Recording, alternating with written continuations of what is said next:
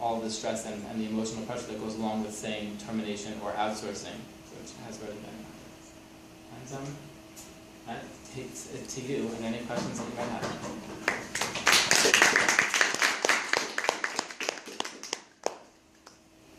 Yes. So the way it was, I really liked the presentation, and it just seemed like conflict is just like a major part is just all psychological. Is that is it all in the mind, or?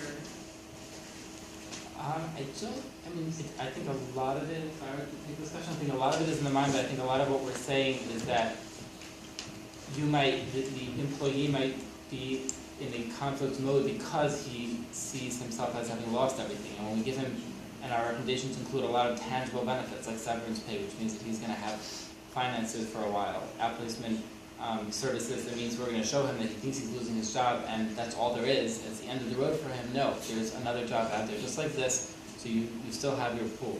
So I think the answer is both.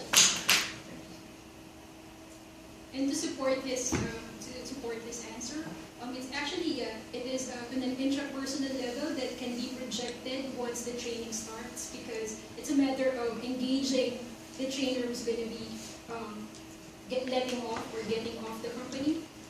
If the training itself would not be optimal, then eventually the accuracy rate, which is 100%, once the process gets transferred, would be impossible. And it deals with the emotions too, the emotional, which has the brain and the feelings, the affective part there too. I was actually curious as to why you did the introduction as a video. Like, did that have some embedded meaning? Like, because you're talking about training, you were delivering it as training? It's actually, you got the message, one thing. And another thing is, it's hard to narrate what's really going on if you don't really see or picture what transpires in every step. As you can see, I use caricature, like what goes on in the offshoring process.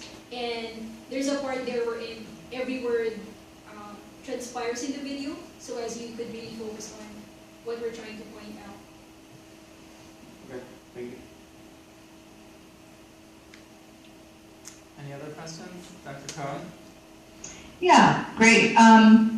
So I thought it was very well done. I would echo some of what was said already. I was impressed by how many theoretical frameworks you were able to apply. It was almost like a Rorschach test. You were able to find all kinds of relevance, and I agree with the applications. I liked the idea that the project manager was, in a sense, a vested interest mediator. I thought that was provocative. And it pointed out, I think it led to, or at least it was consistent with, the fact that you would advise the company as a team of consultants hired by me to help shift the understanding of this from a competitive zero-sum game to a cooperative one. And so that made sense then that you went on to talk about increasing the resource pool. I thought that was a very good point. That had been going through my head as we were doing the presentation, asking myself, do the trainers believe that there's any consequence of how well they do the training? So you answered that in your suggestion that they get a bonus for their performance during the transition, because otherwise, what's in it for them?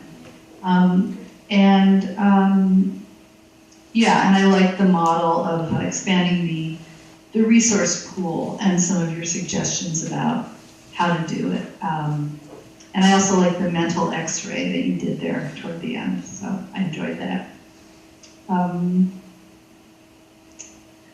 Yeah, I think that's it. I might quibble a little bit with the idea that calling it process migration would make it more palatable. It is a more positive term, but I don't know if I was one of the trainees, I would feel soothed by that. But that's just a matter of judgment. So I'm happy to agree to disagree on that. But overall, very well done. Thank you. Thank you very much. messing us up.